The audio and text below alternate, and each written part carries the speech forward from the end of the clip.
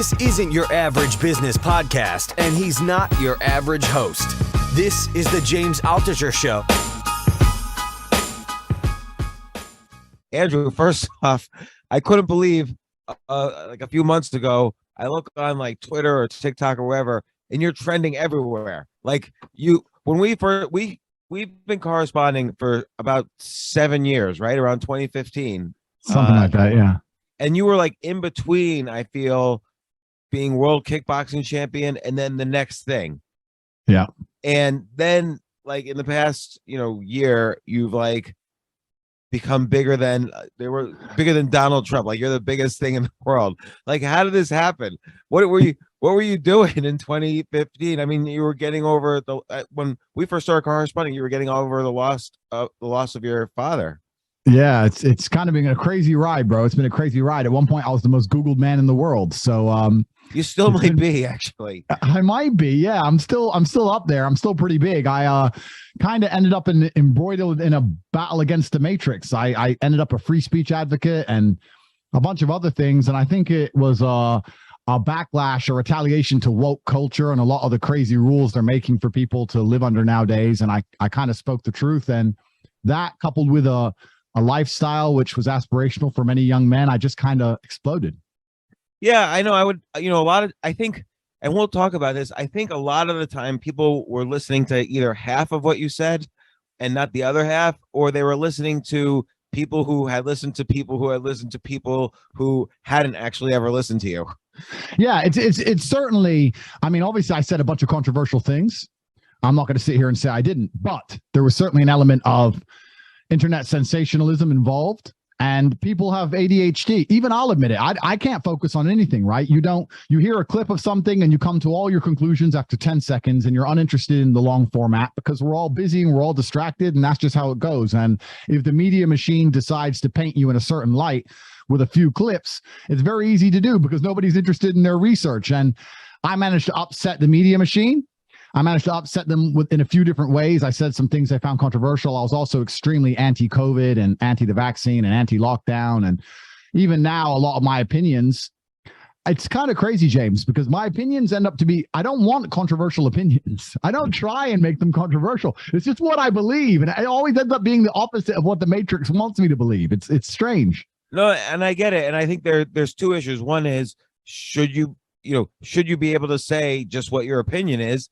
And and then the second one is, are there opinions that are so extreme they should be banned? And my personal answer to that, and I think yours is as well, is no. People should be able, look, the Ayatollah of Iran will say the only good Jew is a dead Jew, and he stays on Twitter, and everybody else. It's too slippery a slope. It's too slippery a slope when someone can come along and decide which opinions are dangerous and which ones aren't. It's too slippery a slope because it'll end up just being used in a corrupt manner, and they'll delete an entire side of an argument and they'll control the world. This is what I say all the time when I talk about the Matrix, and people say, well, why do you call it that? And I say they're projecting a false reality onto humans. When you delete an entire side of an argument and only leave one side, then you're projecting a false reality. And it's kind of amazing to me that nobody else sees this. Like, we can talk about a whole bunch of things, but COVID was an amazing example of it. The fact that went on for so many years and everyone was so deathly afraid, and then Putin cured it the day he invaded, and then it all ended. And nobody's sitting around going, wait, the disease is still out there just like before, and nobody gives a shit anymore. No one has enough brain to sit there and go, I was tricked the entire time. And people have just moved on to the next distraction. The circus continues, and people are living in an absolute false reality. It's crazy. Yeah, I mean, the fact that hundreds of thousands, maybe millions of businesses have shut down. Many people have died from depression, suicide, all these other things. And now the CDC is coming out and saying, oh, well, maybe social distancing wasn't really the cure we thought it was, and blah, blah, blah. And I agree. World. Yeah, and you would try to interpret these things for people, and then they would assume, well, that means you're a fascist. If you believe in X, it must mean you believe in 20 other things because we only have one menu we're allowed to, order off of. And you nailed it. And you nailed it with that, because that's the buzzwords, right? So they pretended they deleted me because of misogyny, which is bullshit. That's not why they deleted me. They deleted me because I had mass influence and I was speaking against the slave programming. But when they accused me of being misogynistic, they also throw in a bunch of other buzzwords. He's a misogynistic homophobic, racist, and like they go together in like a package. I mean, you met my father. How am I racist? It doesn't even make that's sense. Ridiculous. I saw a TV clip with you where somebody said, "Well, why am I listening to this like white man?" And you were like, "Pull up a picture of my dad." And but I wanted to mention I met your dad. He was a great person. I played him. It was almost playing your dad actually was a draw. And I remember it was the most insane game I had ever played. Your dad was insane. And I was actually a few weeks ago, I was actually complimented. Some high level player said, "Oh, your play reminds me of Emory Tate's." And that was a huge compliment because your dad was legit insane on the chessboard. And I know, man. And I wish I need to ask you, James, because I am not as good as him. Like, and I think I know why I can't get better. And that's because I struggle to, like, I play blitz. Yeah. I just blitz 3-minute games, and I probably do it for half an hour to 45 minutes every single day.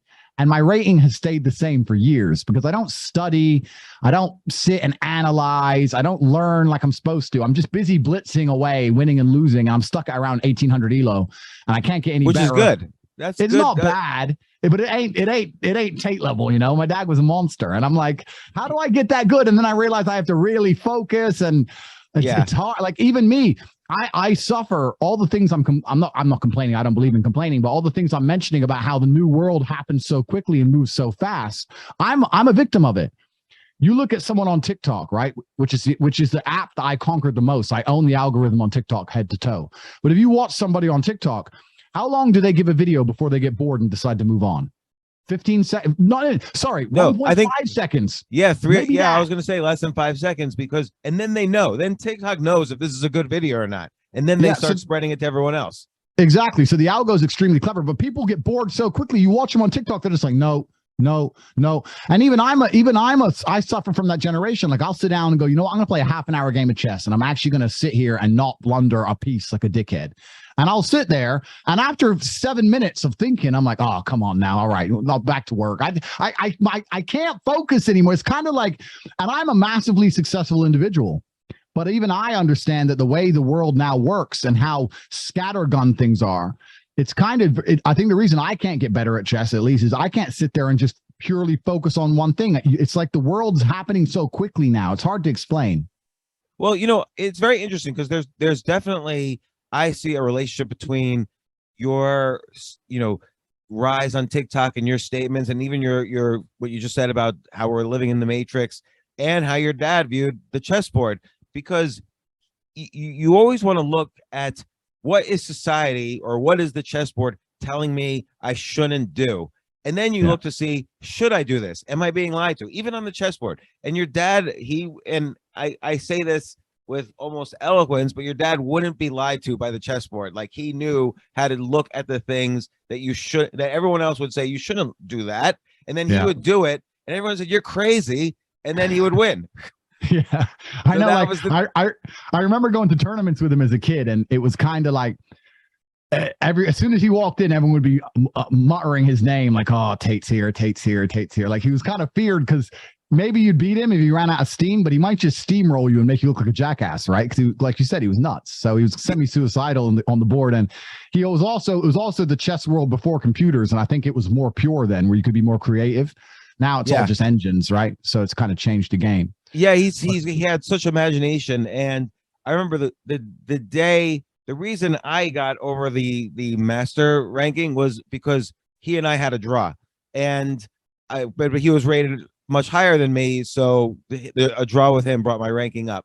And the game, I was winning throughout the game, and then he just went bonkers and crazy, and then managed to draw the game. And I said to him, "That's the craziest game I've ever played." And I said, "You want to go over it?" And he said no and walked away. Like he was just disgusted that he had a draw with me, and it was so intense. That sounds about right. So could you mind me asking, like, what's your rating? What's your elo? So when I was playing the most in tournaments, I was about 2250 or so.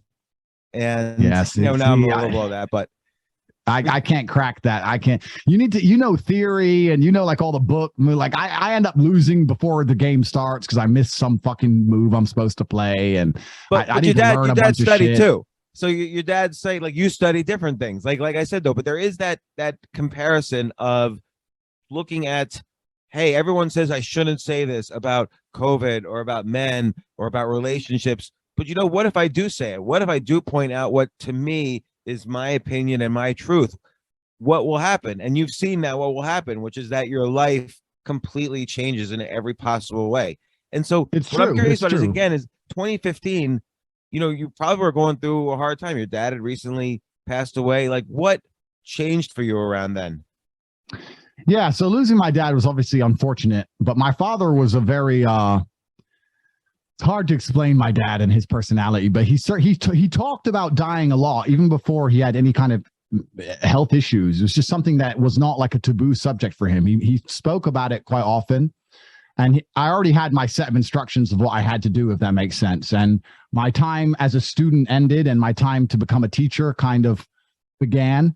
So when he died, like I became paternal. I wanted children. I didn't really want kids before that. When he died, I kind of thought I need to, speak my opinion more and teach what I know about life. And it's an unfortunate part of life, but it's the natural order of things. It's how it's supposed to go. I mean, it would be far more devastating for me to die before him. That's the way it's supposed to be.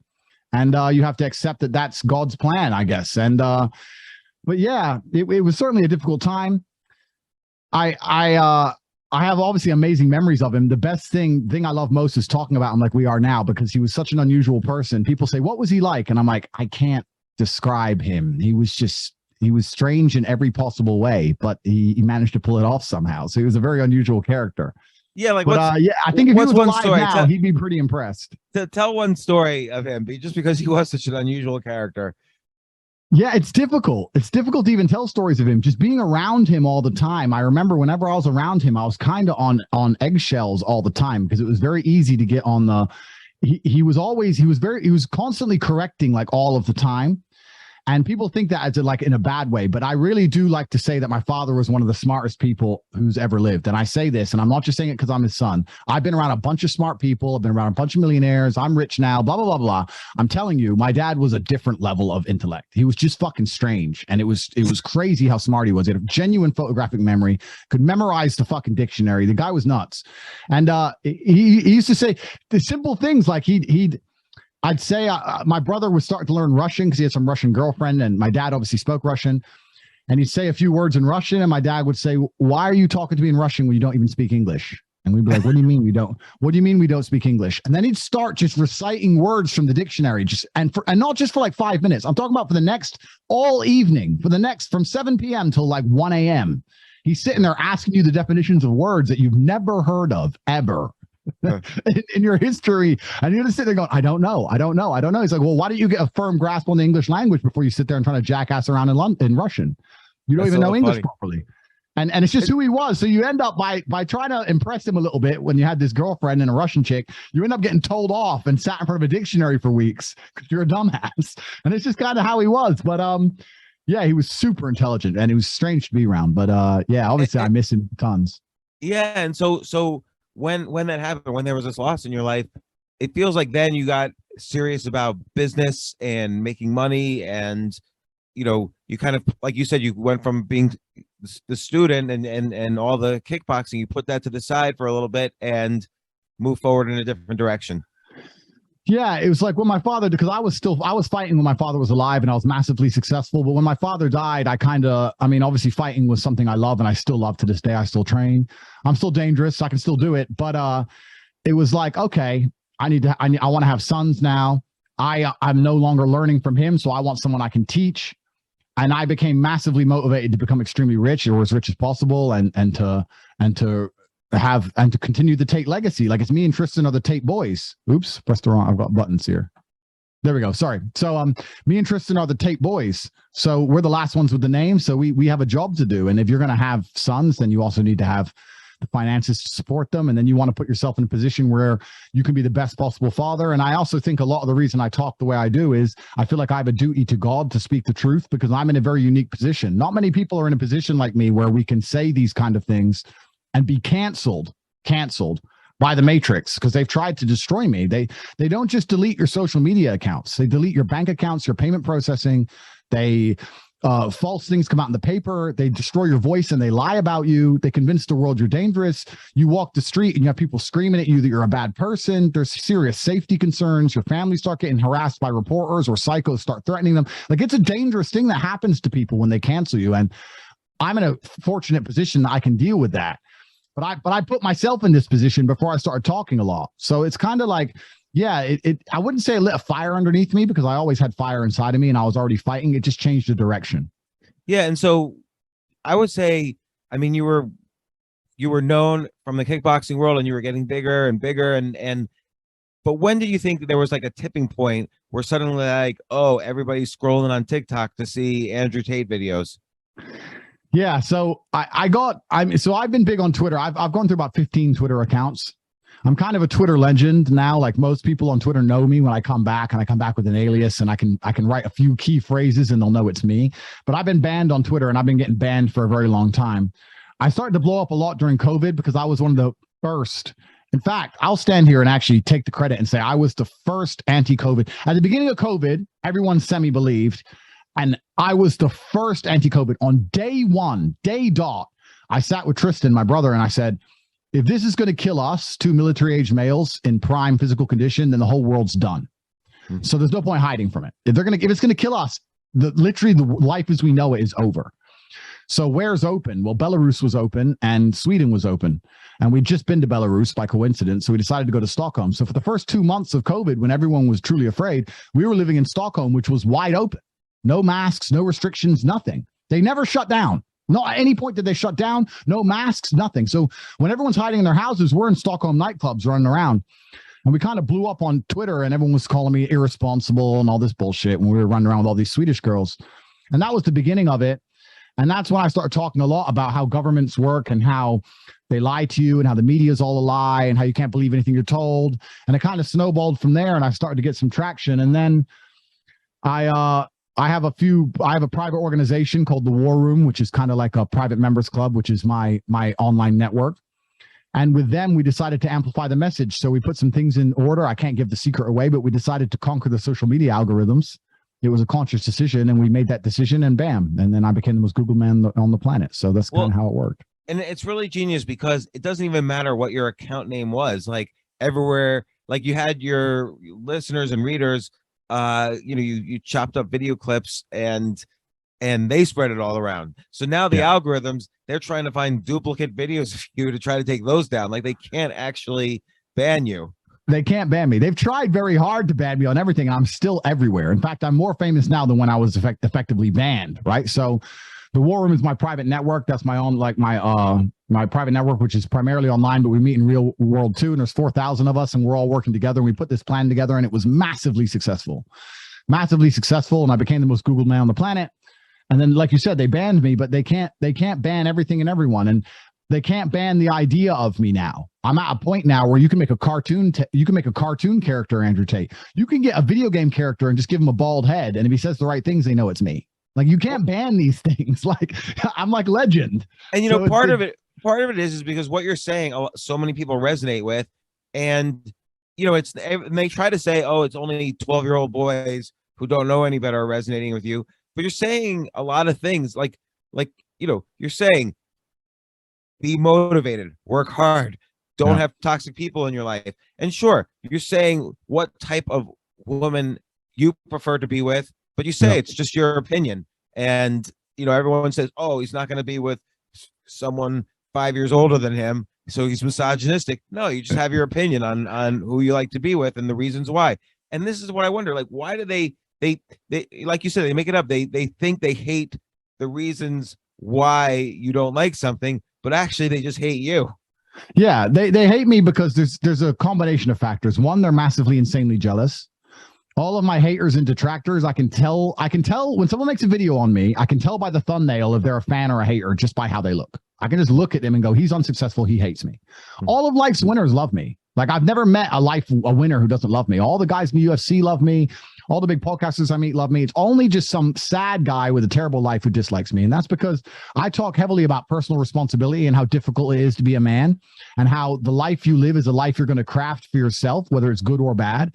And you're responsible for everything bad that happens to you, along with everything good that happens to you. And if you listen to that message and you're not happy with your life, then you have to take responsibility. And they don't want to do that. They don't want to sit there and go, oh, this is all my fault. No, this isn't my fault. This is someone else's fault. He's a liar. He's a bad person. And that's why they attack me so heavily. But the reason my message resonates is because I say a very simple truth. I say that as a man, life is exceptionally difficult. And the best way to navigate it is to become exceptional yourself. If you're going to be very average at everything, your life is going to suck as a man. Even as a woman, if you're very average at most things, you're going to be okay.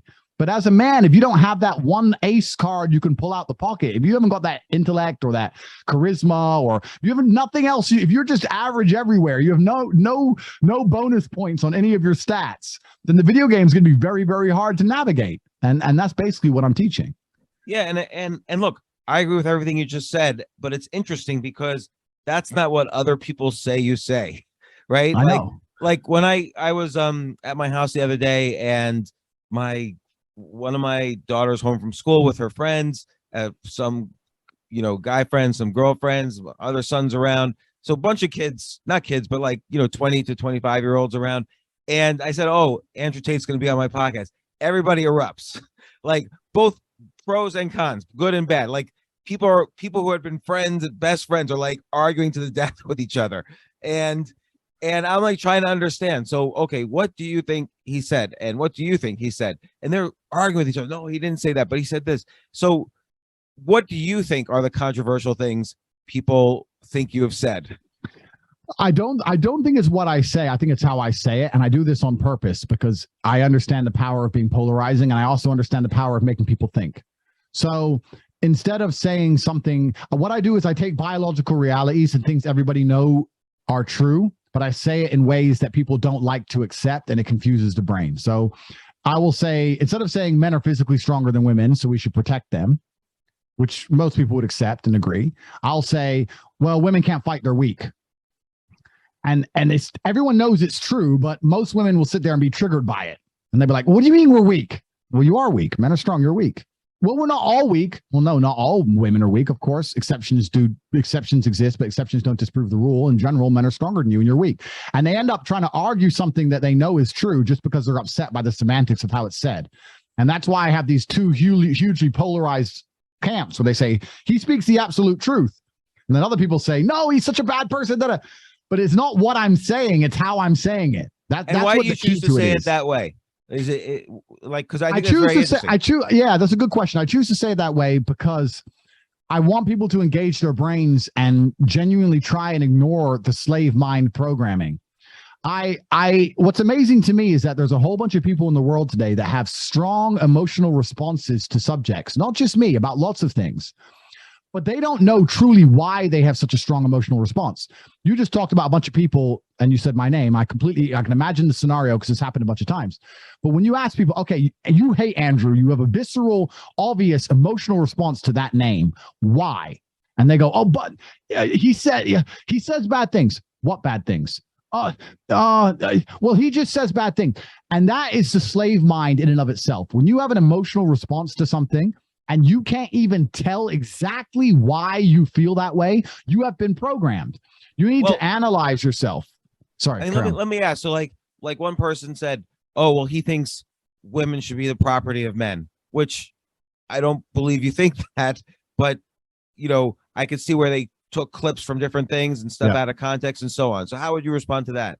I believe that if a man and woman gets married and she takes his last name, she belongs to his family. That's what I believe. I believe you walk down the aisle and your father gives you away and then you change your last name. You're now a member of his family. You belong to that family. You belong to that man. I say that and people think it is a horrible, he thinks of them as cattle. He thinks of them as property. No, I think of it the other way around. I think a man has a duty to now protect and provide for you. He must be the best possible version of himself to make sure that you're looked after and that your life is as good as it can possibly be. He now has a duty to you. They just take it and try and misconstrue it. And yeah, that's partially because of how I say things, but also because there's been a huge campaign of weaponized false virtue against me where people pretend they give a shit about women to just try and attack me. All these people who attack me don't donate to women's charities, don't give a shit about women's issues. They just don't like me because I'm so massively successful and they want to try and take me down. So they make up a reason to do it. They can't call me stupid. They can't call me dumb. They can't call me ugly. They can't call me poor. They can't call me weak. They can't call me none of that stuff. So they just make up some other reason. Well, he once said this and we think it could mean this, so he's the devil. And it's absolutely asinine. But the truth is, a lot of people are suffering from slave mind programming.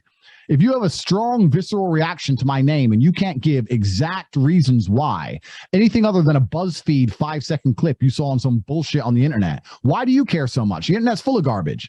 You care because you've been programmed to care and you've been told you're supposed to care. That's the slave mind. And the reason I talk the way I talk is so that people have to actually pay attention to my words and think. They have to sit there and go, okay, what he's saying, perhaps he's saying it in a way I don't like, but what he's actually saying is true. I want people to turn their minds on. If I talk in this nandy-pandy, 50-50 sugar-coated way, nobody's going to engage their brains. And that's the world we live in now. Nobody engages their brains to the point where the entire populace of nearly every Western country is sleepwalking into fucking certain death. That's why I talk how I talk. So people have to stop and go, whoa, whoa, whoa. Wait, say that again? Well, otherwise, right. It's not going to. Otherwise, no one's going to think because nobody uses their brain anymore. Is there anything you've said where you yourself would say, okay, maybe that was a bit too much? There's things I've said when I was far less famous that I would say differently now because I understand with huge amounts of fame comes a degree of responsibility. And when you have a lot less viewers, having a small percentage of people misunderstand you doesn't matter. But when you're the most famous man in the world, a small percentage of people misunderstanding you becomes a big deal. So you have to be responsible as an adult and be a professional and understand that with massive power comes massive responsibility. But I've never said anything I don't mean. Perhaps I could have said it in a different way, but I meant every single sentiment. And like for instance, I mean, let's say a woman listens to what you're saying about, okay, now she's in the family of this man. Let's say she also says, but I want to be the CEO of a company. I want equal opportunity. I mean, where, I think this is where a lot of people are confused about where you stand. Yeah, if a woman wants to work a job and be a CEO, then she should absolutely work a job and be a CEO. I believe women are sovereign individuals who can make their own decisions. I don't think that's an important thing for a woman to do. I think a woman should be focused on having children and making a family. I think that's the most beautiful legacy a woman can provide. I was at my grandmother's birthday. I think it was her 92nd birthday recently. And I saw the entire room. She had 9 children, including my father, and they've all had a bunch of kids. And then I saw a room of 50 people that came from one woman. I think that's the best legacy a woman could possibly ever do. I don't see why they'd want to slave away for some company that doesn't really care about them and cares about the stock price and will replace them the second they no longer perform. But if that's what they decide to do, then I'm not going to sit there and tell them not to do it. I mean, I'm not sitting there saying women shouldn't work. I'm saying women should do what makes them happy. But I do also believe, I'm not a woman, of course. I'm just giving my opinion. I believe that in my experiences of life, the women I've seen who are the most contented are the women who focused on having families. I've never seen a career woman without kids in her 50s drinking wine every night who's truly happy. I've never seen that. But by the way, even career men are not usually happy. Like, rising up through some corporate ladder is not the funnest thing in the world either. Like the goal to be a CEO is not necessarily like such a special goal for men. Well, this is the thing, and this is why we talk about that. Women always want to talk about the underrepresentation of women on the board and all these high-level jobs, etc. And I explain the reason that is because to get there, you have to give up your entire life. Most women are smarter or smart enough to understand that there's a life outside of work. But if you look at a CEO, man, he's usually given up everything for that. He doesn't see his family. He's always in the jet. He's working his ass off. He's stressed. All he does is work. He does nothing but work to get there. So if a woman wants to have any kind of life outside of her job, she can't be competitive. It's not about gender. It's about you're no longer a competitive individual because you do other things besides only slave away. And that's a good thing because slaving away just to get a corporate role really, like you said, ain't all that. It's bullshit. But that's the whole thing when you talk about these gender pay gaps and all this crap. But it's interesting to me because I live in Romania now, right? And the war in Ukraine is right next door. It escalated massively today. Putin's had enough. And it's next door. And I was here in Romania at the border handing out stuff while I watched thousands and thousands of women refugees and children flood across the border, as they rightly should, but none of the men are allowed to leave. So not all the feminists want to talk about equality when it comes to the boardroom, but when there's a war, they leave the men to die in the trenches and run away. Like, it's all fucking false virtue bullshit anyway. They don't want equality. They want equality. They don't complain about being in the sewers, not enough women garbage truck collectors, none of that crap. They want the cushy CEO job.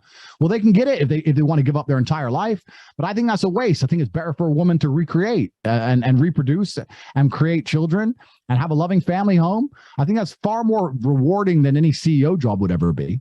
See, and I think when by the way, I agree. Again, I don't know many men satisfied with the standard quote unquote path, but when you say like, oh, where's the equality then when the women are coming over the border and the men aren't allowed to leave?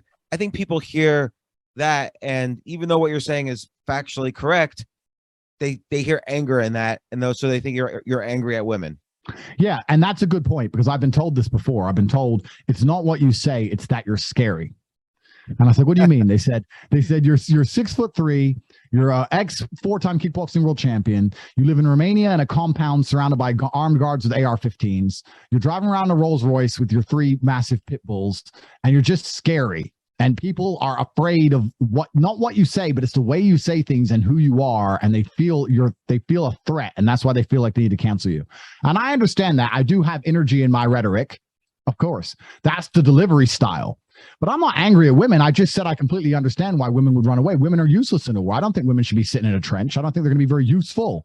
My point was aimed at the feminists who sit there saying there's no equality in the world, blah, blah, blah. And I say, look, if you look at most of the world, most laws are pretty equal for men and women. And if there are any laws which are on the side of one gender, it's usually on the side of the women, like divorce courts, for example. There are very few laws in the Western civilized world that you can name that benefit men over women. And I'd like for someone can tell me one, but nobody seems to be able to. Is there any law in America that benefits men over women?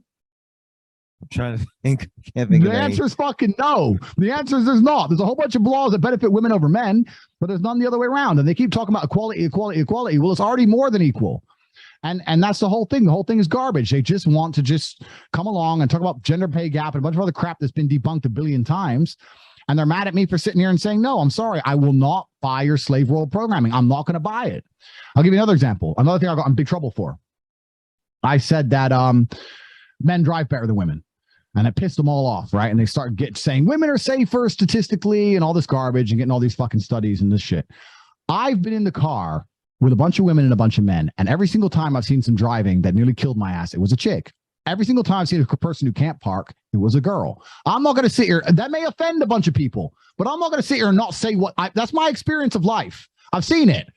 Right. So I'm not saying every woman can't drive. I'm saying that if you see some real horrible attempts at parallel parking, probably some woman. That's just the reality of the game. And let's say here's the thing, because I've seen that argument, that debate you had about driving, and it was almost like, the other guy, he was making this statistical point, and you were saying, fine, this is just what I've seen. And so, and this became the question in my house. It's like, should someone get banned for just saying what they've seen? And like, whether you're right or wrong, it doesn't even matter in that point. Like, okay, statistically, that guy has the statistics. He's right. But you're also right if this is what you've seen and what you've experienced. And maybe in the places you've been or the people you were with, this is what happens. So again, should someone get banned for just saying what their truth is? This is what has really bothered me about your banning. Like, whether you're even right or wrong. And by the way, you've inspired a lot of people, but whether you're even right or wrong, like you said, why does anyone care? And that's it. You're right. But it's because of my absolutely massive influence. And because of my massive influence, they decided to destroy me. And it's not because I say anything that's that bad. They're just scared of the influence I have over the most important demographic of the population. Socrates had to poison himself and commit suicide because he was on trial, and he was on trial for corrupting the youth. And what he was basically doing is telling the young men of Greece to think for themselves and not to join pointless wars and to actually use their brains. What every single government and every single control mechanism in the world understands is that young men are the most important demographic to control. Young men are the most combat ready. You need them to die in wars if a war happens. They're the backbone of the slave force. They're the ones who are going to build the roads. They're the ones who are going to go climb up and build the skyscrapers, not the feminists and not the women. And no matter how much they shriek, they might be able to do some office jobs, but they're not going to be out there building the roads and doing the sewers and all the real infrastructure. Young men are the most important demographic you have to control. And they're also the most volatile. They're the ones who are most likely to fight or be in a revolution or to sit there and say, no, I've had enough of this. So they're very, very concerned about anyone who has an influence over young men from, let's say, 16 to 30, military age males. They want them semi-cucked, semi-scared, semi-depressed, under control, so that they can be told to do what they're supposed to do. So they'll pay their taxes and build the infrastructure, but they won't stand up and say, wait, this is bullshit. I'm getting screwed left, right, and center. So when I come along and say, no, the whole system's garbage and they're lying to you, they sit and say, this man has mass influence over the one demographic we want to keep the most control over, the one demographic that's genuinely a threat to us. Men like him are the reason why they're not going to fucking join the army and go die for no reason. Or men like him are the reason that they're not going to accept a sexless marriage and being divorce raped and losing their house. No, he needs to go. That's what it is. It was my influence they're afraid of. And the guy I was arguing with about the driving thing is a low IQ agent of the Matrix. He's sitting there and has completely sold his soul to the Matrix. And he wants to sit there and quote statistics at me after just living through COVID. You wanted to, how could you just live through COVID and then sit there and pull out a government study and expect me to give a solitary fuck? Guy's an idiot. Guy's a dumbass. Since these studies like literally the CDC or whoever has changed their opinion back and forth. They change it nonstop. So this guy is such a fool that he sat and lived through COVID with his 9 injections, and he wants to pull out a government study and say that government studies are absolute solid fact. That shows he's an agent of the Matrix and he's low IQ. He's not a very smart person. We had to kick him off the podcast because he was so boring to listen to. No one wanted to fucking hear the dude. But this is it. And this goes back to your original argument about banning people. Who decides what truth is? Well, if you control information, you control what people get to see, then you get to decide what truth is, right? And they can affect everything in real time. It's no coincidence. I'm telling you right now, they have tried very hard to demasculinize men because they understand that if they don't do that, if every man's like me, there's going to be a revolution. They don't want that. So they try and demasculinize us. How do they do that? They do it in a million subtle ways. But sitting there telling full-grown men, women drive better than you, when every man out there knows that's not true. Sit in a car with a chick. It's all reactive and panic mode and fucking nearly crashing and dumb shit. Everybody knows it, but you're not allowed to say it. And they're going to sit there and convince you that statistics say that they're better than you for some reason. And they're going to try and give you the slave mind programming. They want you to ignore your own eyes and ignore your own life experiences and just accept what they tell you regardless. It's 1984. You ignore your own eyes. You ignore your own ears. You believe what the party tells you. And by putting on a Netflix show, some 85-pound woman beating up 10 big men, or by every single sitcom, the dad's the idiot and the mom's the smart one, watch a sitcom.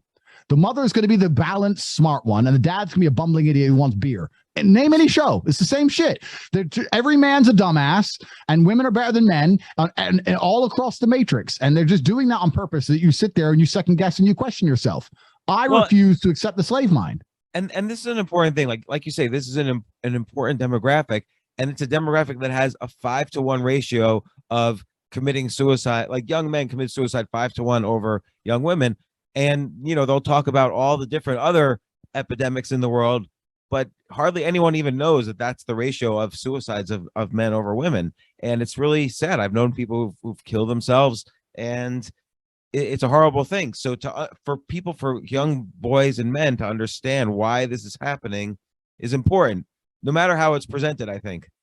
No, it's completely true. And you just mentioned something that's very, very important, which is the men's mental health crisis. And the reason that exists, I think, is because men are being told to sign up to a life that they don't want. Men, like I said, there's a rebel inside of every man, and men have an innate desire for adventure and for conquest to a degree. And they're told to sign up to this cucked life where you just go to school, go to university, sit there, don't say what you really think, accept the slave programming, get a marriage, which is sexless and boring, sit there, corporate job, pay your taxes, kids don't respect you. And it's just fucking depressing. If I lived most of those lives, I'd be depressed. And the men's mental health crisis is something I've been helping specifically. I've had thousands of emails from people saying that I've helped with their mental health. And I've been sitting there just basically saying, look, you're not going to feel good as a man unless you're conquering something, unless you develop some degree of exceptionalism, unless you can look in the mirror and be proud of yourself. Every single man is born with an ego, which you need to find a way to justify. If you have an ego that you can't justify, you're going to feel unhappy. And I've been helping people, and I've had thousands of emails saying exactly that, but they delete me. They don't give a shit. They don't give a fuck about the men's mental health crisis. They don't care. They want us to pay the taxes and build the roads and shut the fuck up when a woman tells us something, and to sit there afraid. And And because I stick up for men, the world is now convinced that I hate women for some reason. I don't hate women. I just believe that men have a voice too. I don't, why would I hate women? I love women. My house right now is full of beautiful women. I have nothing against women. I just think that men have a voice and we're allowed to talk. That's all. And so what's happened? So you've been banned from all these different platforms. You know, Stripe has stopped processing payments for your business. Like, what's going on in your life right now? How are you? I you know, at the few times I've sparked public controversy, sometimes it's pretty painful. Yeah, I mean, not like I said, not many people are mentally prepared for the backlash. I know that I have quite an iron mind and a very unique setup. But if you're a normal person and you're facing the kind of backlash I faced, it's genuinely going to be distressing because your real life is affected. Like you can't walk the street anymore without some psycho screaming at you. So, and that carries genuine safety concerns. But my life is fine. I've built an entire parallel economy outside of the matrix. I don't want to give too many details on what I've done, but I'm fully functional now. My school, which was called Hustlers University, which teaches people how to make money online. My school is still functioning. It's still online, hu2.io. That's fully back online. They tried to destroy it and they failed. And that's being relaunched under a new name, The Real World, which is going to come out, therealworld.ai. And we'll be teaching people how to make money online with ways outside the matrix. In terms of my personal safety, I'm a hard target. I always have been. So I've been fine from that perspective. And they've failed to ban me. All they've done is martyr me. All they've done is prove everything I was saying right. And I'm still all over these platforms. I've moved to Rumble now, which is a YouTube alternative, Rumble Video, which is rumble.com. And they've been massively fantastic to me. And I can now speak completely uncensored. So the banning hasn't hurt me in any way. And I think that, truthfully, as a professional, like you're a chess player, I'm a chess player. I think the social media companies, if they had any kind of chess knowledge and they could see a few moves ahead, they would understand that they should have kept me on their platforms and they should have kept me to a degree as controlled opposition to a degree. But martyring me and moving everyone away to other platforms where I can speak uncensored is just going to be bad for them in the long run. Because when you're tyrannical, you can't have voices like mine telling the truth. You know, and I agree. And I think even from a legal point of view, like they claim to be, you know, like Jack Dorsey, the founder of Twitter, has said Twitter is the public square. It's the new town public square. But then you can't go back and say, well, we're a private company, we can ban everyone, if you're also saying we're the public square. And that's essentially what every social media company pretends to be. Hey, we're for everybody. We're for billions of people. But then they say, oh, but we're a private company. We can decide which billions of people. And I think that's unfair. Yeah, it is unfair. And I think that also most of the population understand and they know that these companies are tyrannical and that they're affecting information and controlling the matrix in real time. The problem is nobody knows what the alternative is. They sit and say, okay, we know YouTube's bullshit, but there's nowhere else to go. My banning was a change in the universe. My banning was a big event because I moved to Rumble, and for the first time in a long time, people are understanding that if you cancel someone like they canceled Tate, it doesn't stop him being famous. In fact, he's more famous than ever before. Their one weapon has failed. If you shoot a gun at somebody and the bullet bounces off, people aren't scared of bullets anymore. And now people are understanding that cancellation perhaps ain't the worst thing that can happen to them. And the pressure is already behind the dam because everyone's already fed up with their shit. You just need to put a crack in the dam, and the crack in the dam is showing that you can remain relevant post-cancellation like I have. And the dam's going to break. It's like the 4-minute mile, right? Nobody could do a 4-minute mile till one guy did a 4-minute mile. And then within a month, 10 guys had done a 4-minute mile. It's the same thing. I'm proving that a cancellation will not make me disappear. In fact, I'm more relevant than I've ever been. I've been proved right completely. My fans are more galvanized against the matrix and all their lies than they've ever been before. And I've proven that cancellation no longer works. So now what are you going to do? So it's interesting. I just want to make it clear to the world that I'd never kill myself. And continue with my message. That's good. I was going to ask, and I wanted to make sure that was your answer. Yeah, because it's, you know, but it becomes a genuine concern at some point when the most powerful people in the world are trying to destroy you, and you refuse to die. It starts to cross your mind like what's coming next. It's kind of scary. Well, and as you said, also you want to have children, so that's an important part of what your legacy needs to be. So let's say you have a daughter, and the daughter listens to somebody who listened to somebody or sees some video clip that's cut out of context, and they say, Dad, you said women, shouldn't do this, or they look, I can't even give like a real quote in context because there's so many quotes out of context. I know what you mean. And I've been asked this question a lot, and it's good that you asked it so I can answer it officially. I pride myself on being an absolute realist. If I had a daughter and she got married and her man cheated on her I would sit to her and say, who do you cheat with? He cheated. Oh, you fuck this bitch. Listen, that's your man. You love him. You ain't leaving the man you love. He's been good to you. He's looked after you. Just get over it. And I know nobody believes I'd say that, but that's the real world. Now, if he hit my daughter, that's a different story. If he overstepped the mark, if he didn't look after her, if he was a piece of shit and he was cheating on her, different. But if she had a good man who gave her a house, provided for her, took care of her, they had a family, he was good most of the time, he went on a stag do, went on some weekend with the boys and fucked some girl, I wouldn't be like, that's my daughter, you're not allowed to do that. I'm a man, he's a man, and I have to stay a realist. I'll say, listen, my love, I was doing the same shit to your mom. That's the game. Like, I have to be as realistic as possible. I refused, just because I have a daughter, I'm not going to get emotional about it. I'm a realist. What if your daughter was the breadwinner in that situation, though? Well, then I wouldn't allow that in the first place. Then it's different, right? But then I'd be like, well, then why you fucking, then why you don't mess with this idiot? And this is the thing that people misunderstand. I'm not saying that men can do whatever they want. And I'm not saying that women should accept everything from men. I'm not saying that. I'm saying that in certain dynamics, in certain situations, there's enough reparation to forgive certain transgressions. And the reason I discuss those situations, and although they don't apply to most men, because I have a lot of criticism from people saying Tate describes a world that most men can't achieve, fine, but I'm telling men that that's what they should aim for. All I can do is describe my scenario. So let's look at me, right? Let's decide let's say I'm with a girl and she's in love with me. Let's say I fuck someone else and she decides she wants to leave me. Well, women don't like downgrading. Why would they? She now has to go leave a 6'3" kickboxing world champion, multimillionaire, flying around his private jets, driving his Bugatti, staying in 6-star hotels. Now she has to go and find some other guy who can replace that, who's also smart and funny and witty and interesting and charismatic, who's the most famous man in the world, who's fighting the Matrix. There's nowhere to go. There's nowhere else to go. Like, you're either going to accept that I did it and get over it, or you're going to go and accept a massive downgrade. It's like, if you buy a Lamborghini and it breaks down, you go, I've had enough of this, and you sell it and buy a Toyota. Yeah, it's going to work, but you're not going to fucking smile. And that's just the reality of human relationships. And this is the point I'm making. Yeah, I can get away with a bunch of shit because I'm me. And so what do you say to the young men? Dudes, be me. What do you say to the young men who have they're already in the system. They're already kind of, not necessarily, achieving what they want out of life, or they're feeling repressed in some way, or, and you've had a lot of influence on these people. And what if they say, well, it's too late for me. I can't do my best, or I can't do what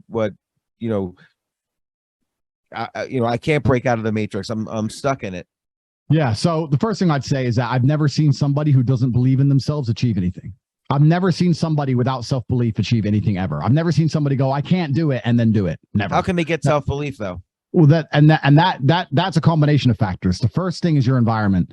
Everyone understands they're the sum of the 5 people they spend the most time with, but they still spend most of their time with idiots. It's kind of amazing to me. If you're with 5 brave men all the time, you're going to be brave. If you're walking the streets with 5 predators and a fight goes down, you're going to feel brave because you're with brave men. It's kind of like this amazing energy that men have amongst us. It's like we can transmit to each other. It's how we all charged at the gunfire in the world wars. When one man's brave, everyone can be brave. It's kind of how it works. The first thing is your network, which is why I have the War Room, my online network, which is people who live by the tenets of masculinity as a whole. This is why I advertise it all the time, because the things I've created, James, genuinely are the solution to the world. I'm not just complaining about the problems. I'm fixing it all. So I have 2 things. I have the War Room, which is a network, which is based on masculinity as a whole's mindset and networking. And the second thing I have is my school, The Real World, which has been the rebranded Hustlers University, which is either HU2.io or therealworld.ai, where I teach people how to make money online. So the first thing you need to do is get some money. Then you need to join the War Room. And from there, there's a path to follow that's going to fix everything. But yeah, it's a combination of things. If you have no money, it's hard to be a man, because then you have to obey your boss for breadcrumbs. And if he says, wear the mask, you got to wear the mask. Like it's hard, right? So first you need is a degree of financial freedom. Once you have the financial freedom, you have the freedom to talk, because you're not going to think things you don't say. Then you need to be around people who do the same kind of things. You need to build a strong network so you're galvanized against harm. Even me, when all this shit went down, I had people I could call to help me and to fix things. I need 10 security guards in Moscow. Boom. Okay, done. I need a private jet to Dubai. Boom, done. Like if you haven't got a network, you ain't got shit. So you need a network and you need money and you need to be around the right people. And that's why I've created the Real World and the War Room. And so if you don't have, right now, if someone's listening to this and they don't have the network, they don't have the money, what's the first steps they could take to start moving in that direction? I understand they could join your organizations and see how these things are done, but let's say they don't even have money for that or whatever. They need to sort of get started in their head first. Yeah, I mean, the Real World's only $49 a month, so most people could start with that. But I understand the question. So Yeah, first is a mentality, is in a mindset, and you have to decide this decision you're going to make. The best thing about being a man is that you get to build your character. It's very much like a video game. You start off and you get to decide which of your stats you're going to work on. Do you want to work on being a fucking chess genius? Do you want to work on being a musician? Do you want to work on being a kickboxer? Like, you get to decide what you want to be. And every single man of value is built. Even yourself. Think of all the good things you can do, James. You built all that. You weren't born being good at chess. You learned how to be good at chess. I know you've had all these amazing companies, etc. Think of all that experience you've had. You've built all of it. So the best thing about being a man is that you're born as nothing and you get to build yourself into something. And you get to decide what that is. A lot of people haven't truly decided what they want to be. And once you decide what you truly want to be, then you need to work towards it. I knew I wanted to be this big kickboxing millionaire living in an armed guard compound with his 10 wives mafia boss. I knew what I wanted to be, and I made it happen. A lot of people aren't sure what they even want. So first you need to decide what you want to do and what you want to be, and then you need to start working towards it. There's no shortcuts. Life is ultra competitive, especially for men. It doesn't matter what a government does. It doesn't matter what psyop the Matrix puts on the slave mind. It doesn't matter what they try and convince you of or what kind of governmental structure they put in place. It doesn't matter if it's communism. It doesn't matter if it's the democracy. It doesn't matter what it is. There's always going to be people who work harder than others, and it's always going to be competitive, and the people who work harder are always going to win. That's the game. So you're either a hardworking person who gets up and does what they're supposed to do, regardless of how they feel and performs, or you're not. It doesn't matter what system or what country, whatever, the hardworking ones are going to rise to the top. And that's why I have a lot of people say to me, oh, I don't have motivation. If you don't have motivation to be anything other than a peon, then you deserve to be a peon, and you will stay a peon. And that's God's mission for you. You are designed to work in Starbucks and serve me my coffee for the rest of your human years. Good. Stay there. Because if working in Starbucks like a jackass does not motivate you to get up and do something, then that's all you deserve. You shouldn't need motivation.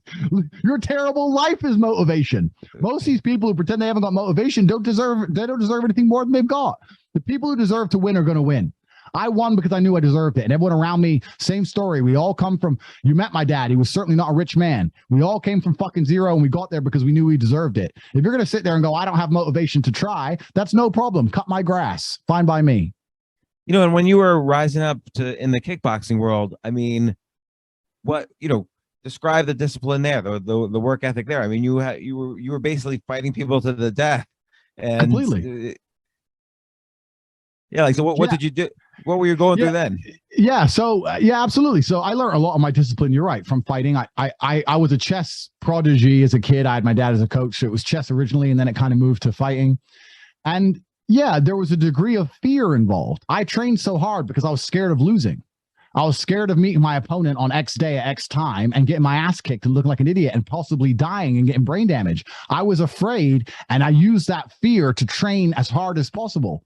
And you can apply that to life as a whole. You need to use the fear of being mediocre and use it to make you try as hard as possible. The reason with most mediocre people is they don't have a fear of being mediocre. They've listened to the Matrix programming, and they've been convinced that being mediocre is absolutely fine. It's fine to not be that successful. You know what? All our graves are the same size. Doesn't matter what you achieve in your life. Doop-de-doo, dumpty-dum. This is the slave mind. And I refuse to accept it. I do not accept that. I accept I'm an exceptional individual, and I deserve an exceptional experience of the human consciousness. And that's what I'm going to fucking have. And it doesn't matter if I have to do it myself, that's fine, because no one else is going to do it for me. So yeah, there has to be a healthy fear. If you're genuinely scared and genuinely uncomfortable in a certain situation, you're going to move. If you fall asleep on your arm and it gets uncomfortable, you'll wake your ass up and move your arm. But if you're comfortable, you're not going to. So when I see somebody who's sitting in a rut, and they've been in a rut for a long time, they're obviously, maybe, a couple times a week, they're pissed off with the rut, when they got a bill they can't pay or whatever, and they'll message you going, I really need to get out. I've got to change my life, bro. But the second things aren't that bad, they're back to playing video games. So you're only uncomfortable 2 days a week. For 5 days a week, you're fine being a fucking loser. And that's why you're still a loser. When I had no money, James, I couldn't sleep. I couldn't sleep a single night. I couldn't sleep. Where's my money? People have Lamborghinis. I ain't got one. I couldn't tolerate the pain in my mind. People don't have that drive. If you're not afraid of being a dumbass, you're going to stay a dumbass. That's it. You need fear. Well, Andrew, I am sad that your dad is not here to see where you've gone and what you've done and accomplished. And,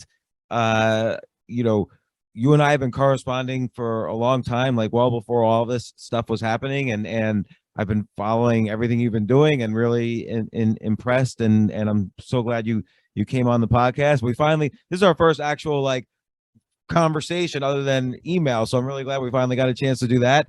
And, keep on keeping on. Like you're, again, that 5-to-1 suicide rate for young men, it's a hard number. And I know it, and I feel it. And, it's an important issue to address. And I hope you keep finding ways to be unbanned. I'll do it. I'll keep the message out there. And also we need to play some games on chess. You got to tell me why I suck, bro. You got to help me with my elo because I'm. No problem. I'll give you chess. I'll give you an Emory Tate style chess lesson anytime. Since people say I play like him. Amazing. I can't wait. I'll drop you an email. We'll make that happen. Thanks, Andrew. Thanks. I really appreciate it. Thank you very much, sir. Thank you.